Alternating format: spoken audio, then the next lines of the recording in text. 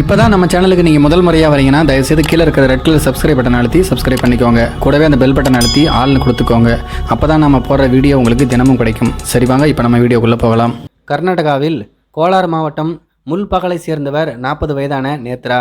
இந்த பெண் பெங்களூரு அருகே கேஆர்புரம் பீமா ஏலே அவுட்டில் குடும்பத்துடன் வசித்து வருகிறார். இவருக்கு ஒரு மகன் ஒரு மகள் இருக்கிறார்கள். இதில் மகனுக்கு 17 வயது ஆகிறது. அங்கிருக்கக்கூடிய கல்லூரி ஒன்றில் டிப்ளமோ படித்து வருகிறார். மகள் ஜியர்ஜியாவில் மருத்துவ படிப்பு படித்து வருகிறார். கடந்த 30 வருடங்களாக கேஆர்புரா பகுதியில் வாடகை வீட்டில் வசித்து வருகிறார் நேத்ரா. கடந்த வாரம் நேத்ராவுக்கும் மகனுக்கும் இடையே வாக்குவாதம் ஏற்பட்டுள்ளது. இதனால் கோபமடைந்த மகன் சாப்பிடாமலேயே அன்று இரவு தூங்க போய்விட்டார். பிறகு மறுநாள் காலை 7:30 மணிக்கு காலேஜ் செல்வதற்காக கிளம்பி கொண்டிருந்த போது டைனிங் டேபிளில் தனக்கு டிபன் வைக்கப்படாமல் இருந்ததை பார்த்திருக்கிறார். அதனால் டிபன் கேட்பதற்காக தன்னுடைய அம்மாவின் ரூமுக்குள் சென்றால் அங்கே அவர் தூங்கி கொண்டு இருந்தாராம். காலேஜ் போவது தெரிந்தும் கூட டிபன் கூட செய்யாமல் அம்மா இப்படி தூங்கி கொண்டிருக்கிறாரே என்று இது பற்றி அம்மாவிடம் கேட்டுள்ளார். இதனால் 2 பேருக்கும் இடையே வாய் தகராறு முற்றவும் ஆவேசமடைந்த மகன் வீட்டுக்குள்ளிருந்த இரும்பு கம்பியை எடுத்து வந்து நேத்ராவின் தலையில் ஓங்கி அடித்துள்ளார். இதில் இரத்த வெள்ளத்தில் நேத்ரா சுருண்டு விழுந்து சம்பவ இடத்திலேயே இறந்து போனார். இதை பார்த்து அதிர்ச்சியடைந்த மகன் நேராக கேஆர்புரம் போலீசில் சென்று சரணடைந்து விட்டார். தன்னுடைய அம்மா தன்னை சரியாக கவனிக்கவில்லை, முறையாக சாப்பாடும் கொடுப்பதில்லை, அந்த ஆத்திரத்தில் இரும்பு கம்பியால் பலமாக தாக்கிவிட்டதாக வாக்குமூலம் கொடுத்திருக்கிறார். ஆனால் இவருடைய வாக்குமூலத்தை போலீசார் கொஞ்சம் கூட நம்பவே இல்லையாம். அவர் சொல்வதை கேட்கவும் இல்லையாம்.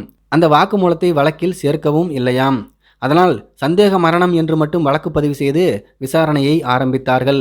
முதலில் கொலைக்காக பயன்படுத்திய இரும்பு கம்பியை பறிமுதல் செய்து அதனை ஆய்வு செய்து பார்த்தபோது அந்த கம்பியில் பதிவாகி இருந்தது நேத்ராவுடைய கணவருடைய கைரேகைகள் என்பதை கண்டுபிடித்து போலீசார் அதிர்ந்து போனார்கள்.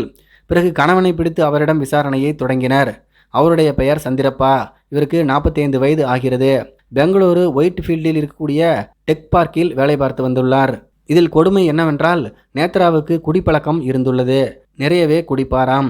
தண்ணி அடிக்கிற பழக்கத்தை கணவர் சந்திரப்பா பல தடவை தட்டி கேட்டுள்ளார். தகராறும் செய்துள்ளார். ஆனால் நேத்ரா அடங்கவில்லை. குடிப்பழக்கத்துக்கு அடிமையாகிவிட்டார்.